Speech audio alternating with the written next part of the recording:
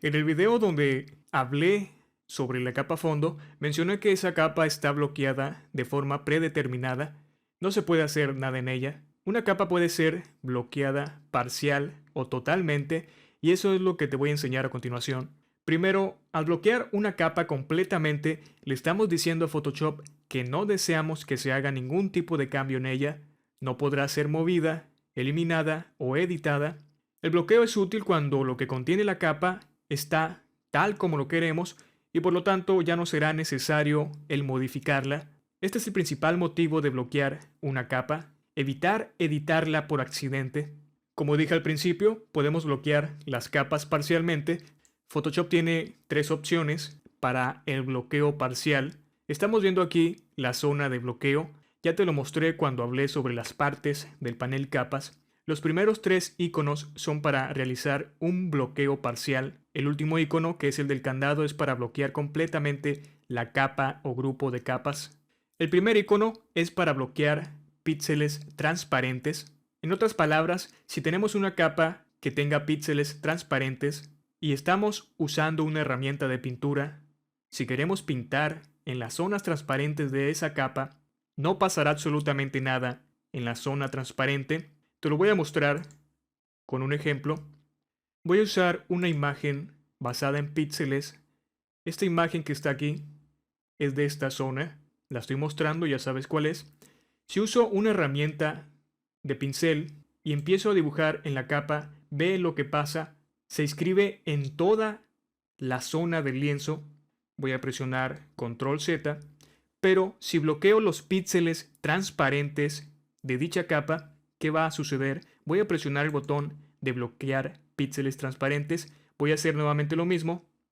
Ahora ve lo que pasa. Sin importar que me salga del área que le corresponde a la capa, no sucede nada con la herramienta pincel. ¿Por qué? Porque únicamente puedo modificar los datos de píxeles que contiene dicha capa. Es decir, las zonas transparentes no se pueden tocar. No va a suceder nada si quiero escribir en las zonas transparentes. Esto es lo que hace bloquear píxeles transparentes. Es una herramienta útil si queremos enfocarnos únicamente en hacer cambios a la información de píxeles, es decir, a lo que se ve visualmente en la capa. En este caso es esta imagen rectangular. Así por accidente no podemos salirnos de esta área que es delimitada por lo que contiene la capa. Voy a presionar otra vez Control Z para regresar los cambios. La otra opción es bloquear píxeles de imagen. Lo que hace esto es evitar que escribamos en esta capa. No vamos a poder hacerlo en ninguna zona, aun cuando no haya píxeles. Es decir, tampoco podemos en las zonas transparentes. Vemos cómo aparece este icono que nos está indicando que no se puede escribir. Y si intentamos hacerlo, veamos lo que pasa. Aparece un mensaje que dice: no se ha podido usar la herramienta pincel porque la capa está bloqueada. Esto fue lo que hice. Ya vimos lo que hace bloquear píxeles transparentes, así como bloquear píxeles de imagen. Tenemos el siguiente botón de bloqueo, que es el de bloquear posición. Esto significa que no podemos mover de posición la capa.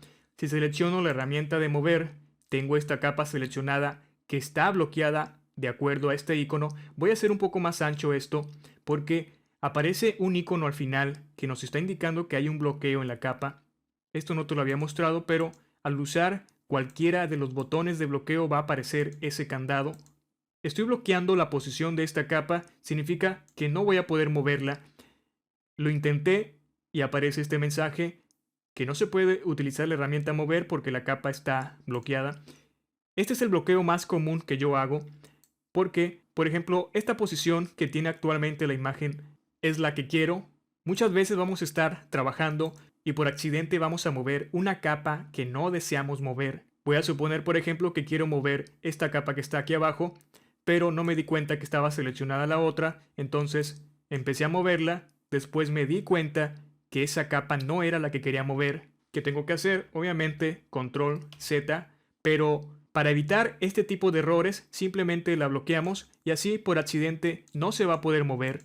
Por último tenemos el bloqueo total, que lo hace este candado.